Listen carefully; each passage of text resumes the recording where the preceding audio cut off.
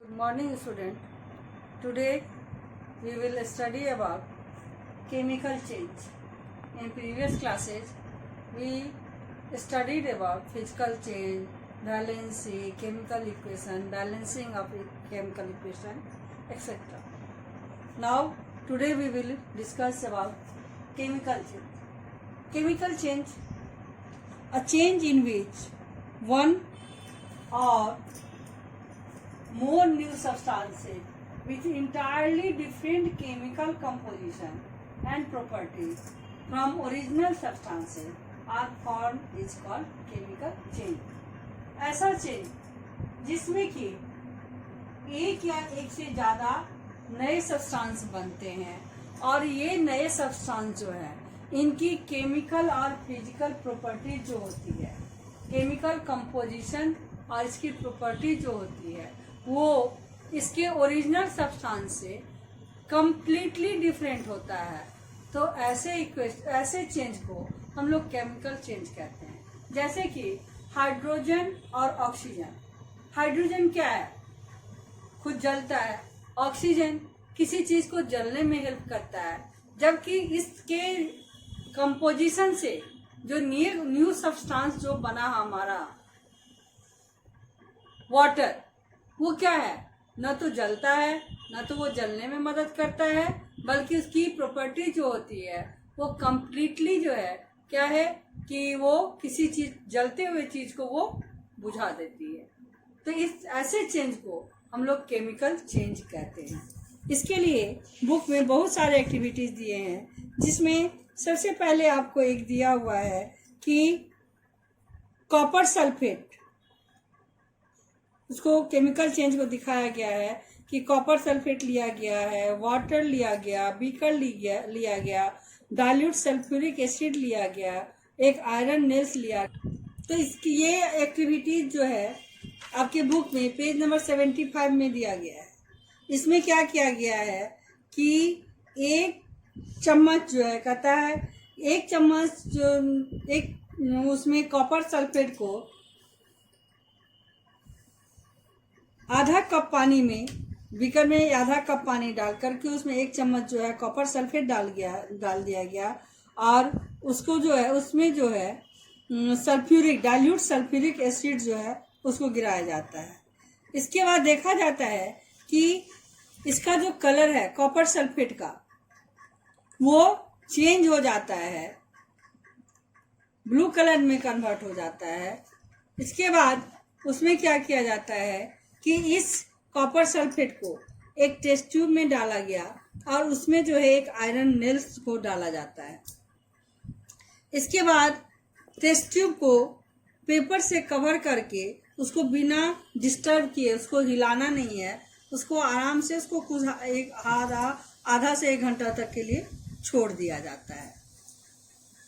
कुछ देर के आधे घंटे के बाद हम लोग देखेंगे कि कॉपर सल्फेट का जो ब्लू कलर है सॉल्यूशन का, वो कलर चेंज होकर के लाइट ग्रीन कलर का हो गया है और आयरन नेल्स पर जो है ब्राउन कलर का एक लेयर बैठ गया है, डिकम्पोजिशन हो गया है उसको। और इस तरह के चेंज को कहता है कि इससे क्या निष्कर्ष निकला कि ये जो एक्टिविटी है इसमें क्या हुआ कि यहाँ जो सब्सटेंस जो इस रिएक्शन में भाग ले रहे हैं वो बिल्कुल चेंज हो गए हैं, नया सब्सटेंस बन गया है। और ये जो अब ग्रीन कलर है, ब्लू कलर से जो ग्रीन कलर में कन्वर्ट हुआ, उसका कलर हम लोग फिर चेंज नॉर्मली नहीं कर सकते हैं। इसलिए ये एक तरह से क्या हुआ, ये केमिकल रिएक्शन हुआ है। इस रिएक्शन में कॉपर सल्फेट आयरन के साथ रिएक्शन करके क्या कर दिया, आयरन सल्फेट का सॉल्यूशन बना दिया है और कॉपर जो है वो ब्राउन कलर का जो है वो डिपॉजिट हो गया है। दूसरा एक्टिविटीज दिया है कि मैग्नीशियम मेटल को जला करके, इसके लिए क्या किया कि मैग्नीशियम रिबन लिया, thin strips of blue and red litmus paper लिया। इसके बाद sand paper, a pair of tongue and Bunsen burner, beaker, a distilled water and एक शीशे का जो है ग्लास लिया है। इसमें सबसे पहले क्या किया कि मैग्नीशियम रिबन 10 सेंटीमीटर का एक लंबा मैग्नीशियम का रिबन लिया है और इस रिबन को एक साफ सरफेस से सैंड पेपर से क्या किया है कि इसको घिस दिया है, रबिंग करके इसको बिल्कुल चमकीला बना दिया। इसके बाद रिबन के एक एंड को पकड़ करके दूसरे एंड को जो है एक टंग के सहारे, जिसको चूटा जिसको हम लोग कहते हैं, उसके सहारे पकड़ करके उसको बंसन बर्नर जो है उसमें गर्म किया, जिसकी वजह से वो आग पकड़ लिया है। अब ये आग जो है बर्नर रिबन के पूरा, इसके बाद उसको क्या किया गया है कि एक ग्लास में इसकी रिबन जो जल करके जो राख जमा होता है उसको कलेक्ट किया गया है। ये एक वाइट कलर का मैग्नीशियम ऑक्साइड है जो कि उस बीकर में जमा हो रहा है। ग्लास के वाच शीशे की जो ग्लास है उसमें वो जमा हो रहा है और इसको क्या किया गया है कि 20 मिलीलीटर डिस्टिल वाटर में इसको मिक्स कर दिया गया है मैग्नीशियम ऑक्साइड को। अब इस मिक्सचर को क्या किया है कि ब्लू और रेड लिटमस पेपर से इसको फिर टेस्ट करता है। तो जब ब्लू लिटमस पेपर को उसमें डाला जाता है तो क्या होता है कि इसके एक बार ब्लू लिटमस पेपर को डाला जाता है, दूसरे बार जो है रेड लिटमस पेपर को डाला जाता है। Magnesium oxide ribbon, magnesium ribbon burned with a dazzling white light forming white powder with white powder look different from magnesium ribbon। अब जब ऐसा किया जाता है तो क्या किया जाता है कि इसमें देखा जाता है कि मैग्नीशियम रिबन जो है वो dazzling white कलर का जो है लाइट फॉर्म करता है और वाइट पाउडर का फॉर्मेशन करता है, जो कि मैग्नीशियम रिबन से बिल्कुल अलग होता है। जब इसमें ब्लू लिटमस पेपर को डाला जाता है तो यहाँ इसमें कोई चेंज नहीं आता है। इसका मतलब ये क्या शो कर रहा है कि ये एसिडिक नहीं है, क्योंकि एसिडिक मोड में जो है ब्लू लिटमस पेपर में कोई चेंज नहीं आता है। जब इसमें रेड डाला जाता है तो देखा जाता है कि ये मैग्नीशियम ऑक्साइड जो है उसका कलर चेंज हो जाता है उसमें, और ये शो करता है कि इसका नेचर क्या है, बेसिक है। इस तरह से इस एक्टिविटी से ये निष्कर्ष निकलता है कि मैग्नीशियम रिबन जब जलता है तो ये क्या करता है, ऑक्सीजन के साथ कंबाइन होकर के जो है वो मैग्नीशियम ऑक्साइड बनाता है जो कि वाइट पाउडर है।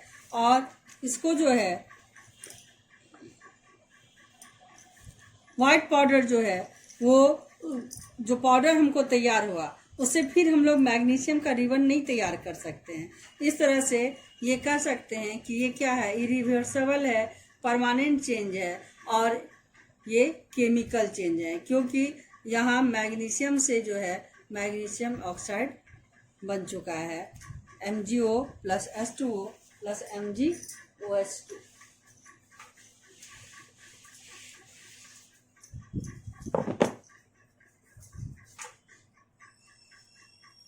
पहले मैग्नीशियम है वो ऑक्सीजन से कंबाइन होकर के बनाएगा मैग्नीशियम ऑक्साइड।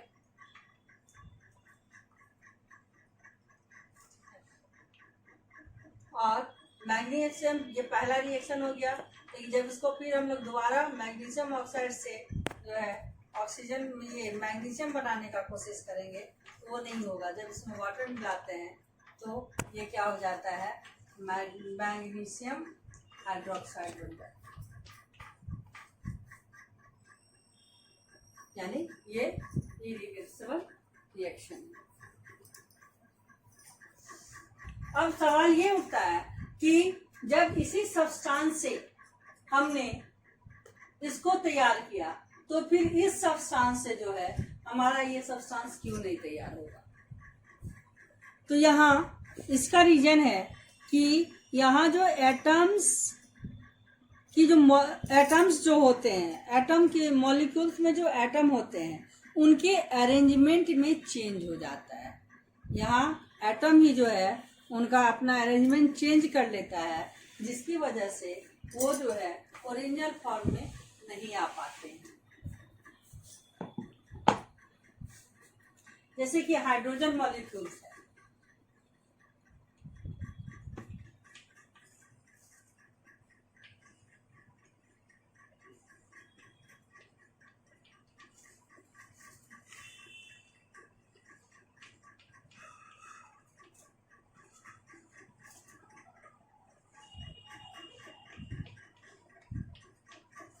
ये हमारा हाइड्रोजन है।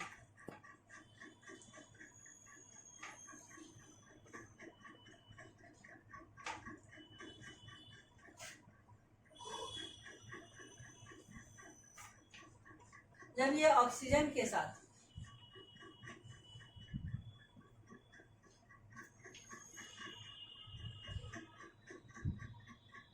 ये हमारा ऑक्सीजन मॉलिक्यूल हो गया।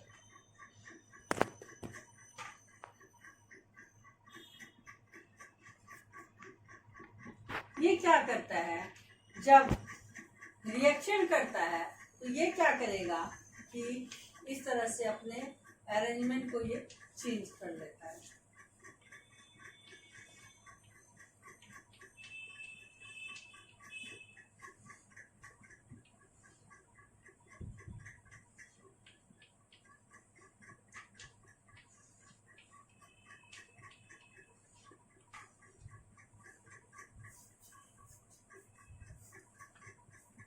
इस तरह से ये अपने अरेंजमेंट को चेंज करके एक न्यू सब्सटेंस बना दिया, जिसको कि हम लोग क्या करते हैं, वाटर मॉलिक्यूल्स कहते हैं।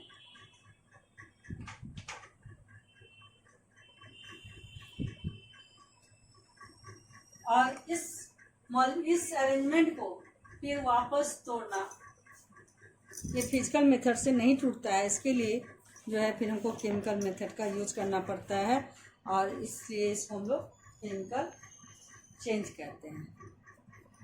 अब ये केमिकल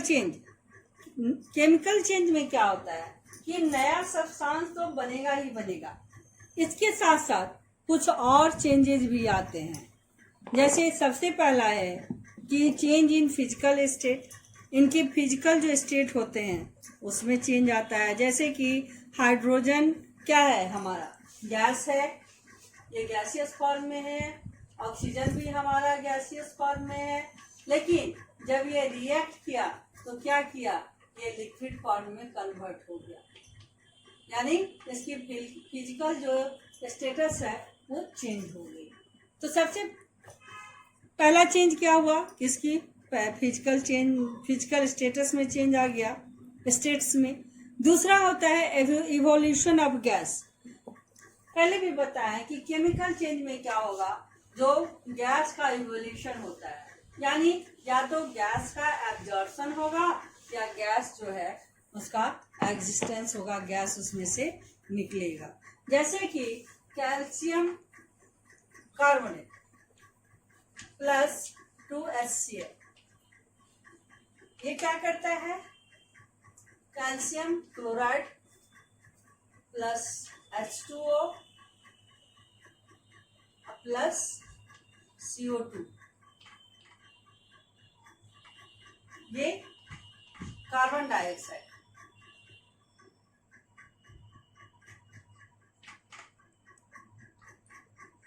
क्या हुआ, यहाँ कैल्शियम कार्बोनेट ग्रीन कलर का है,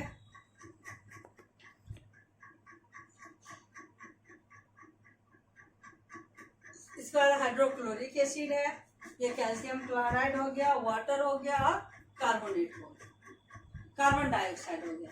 तो इस तरह से क्या होगा, जो केमिकल रिएक्शन में गैस का इवोल्यूशन होता है, गैस इसमें या तो इन्वॉल्व होगा या इसका एग्जिस्ट करेगा। जैसे कि सपोज कि हम लोग अपने घरों में देखते होंगे, चूना में पानी जब मिलाते हैं तो क्या होता है कि उसमें देखिएगा कि बहुत ज़्यादा अमाउंट में हीट निकलता है। क्यों? क्योंकि ये चूना जो है वो क्या करता है, वाटर के साथ रिएक्शन करता है। तो इस तरह के बहुत सारे एग्जाम्पल्स हैं। इसके बाद है change in colour and smell, ये जो केमिकल रिएक्शन होगा तो हो सकता है कि इसके कलर में चेंज आ जाए, इसके जो है स्मेल में चेंज आ जाए, जिसमें कि आपको दिया हुआ है बुक में कि कॉपर कार्बोनेट जो है CuCO3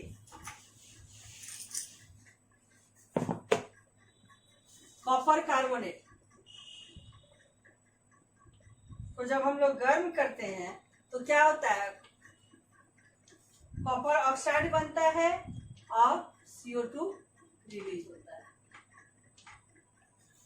ये कॉपर कार्बोनेट जो है वो क्या है, ग्रीन कलर का होता है, और ये क्या होगा, कॉपर ऑक्साइड जो होता है वो ब्लैक कलर का होता है, और ये जो कार्बन डाइऑक्साइड है वो तो गैसियस फॉर्म में है।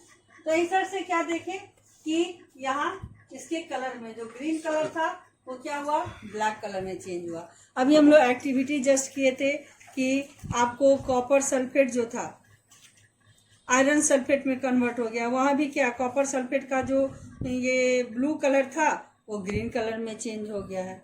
इस नेक्स्ट है फॉर्मेशन ऑफ प्रेसिपिटेट। प्रेसिपिटेट क्या है, तो insoluble substance solid substance form when two chemicals reacts. जैसे कि आयरन क्लोराइड जो है वो आयरन क्लोराइड अमोनियम हाइड्रोक्साइड के साथ जब रिएक्शन करता है तो आयरन हाइड्रोक्साइड का प्रेसिपिटेट बनाता है और अमोनियम क्लोराइड बनाता है। इसके बाद है चेंज इन एनर्जी। तो केमिकल चेंज में दो तरह की एनर्जी में चेंज होते हैं, एक होता है एब्जॉर्प्शन और दूसरा होता है रिलीज। जब एनर्जी रिलीज होता है तो ऐसे रिएक्शन को हम लोग एक्सोथर्मिक रिएक्शन कहते हैं, और जब एनर्जी एब्जॉर्ब होता है तो ऐसे रिएक्शन को हम लोग एंडोथर्मिक रिएक्शन कहते हैं। In next class we will study about types of chemical reaction.